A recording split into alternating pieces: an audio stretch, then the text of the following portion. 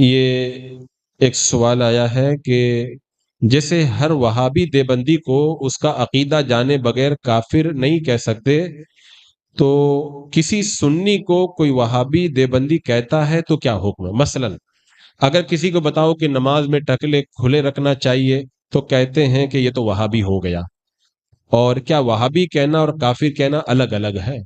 یہ بڑا گول مول سوال ہے۔ اس کا جواب یہ ہے کہ دیوبندی وہابی اپنے عقائد کفریہ کی وجہ سے اسلام سے خارج ہیں اور کافر ہیں، لہذا کوئی اگر کسی کو وہابی کہے یا کافر کہے ایک ہی بات ہے۔ تو وہابی کہنا، وہابی کو کافر کہنا یہ ایک ہی چیز ہے۔ تو جو اپنے آپ کو دیوبندی وہابی کہے اسے کافر مانا جائے گا، بلکہ علماء کرام نے فرمایا جو شخص جھگڑے میں یا مذاق کے طور پر بھی کہہ دے کہ میں دیوبندی ہوں یا وہابی ہوں، اس کو بھی کافر کہا جائے گا۔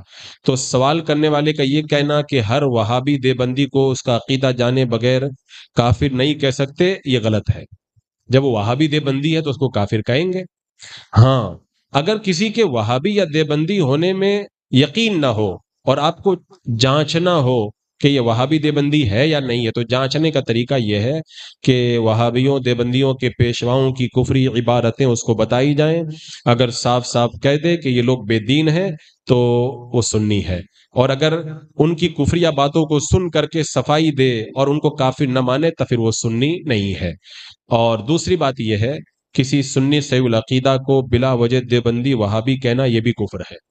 کسی سنی صحیح العقیدہ کو بلا وجہ کوئی دیوبندی وہابی کہے وہ بھی کافر ہے، کہنے والے پر توبہ لازم ہے، تجدید ایمان لازم ہے۔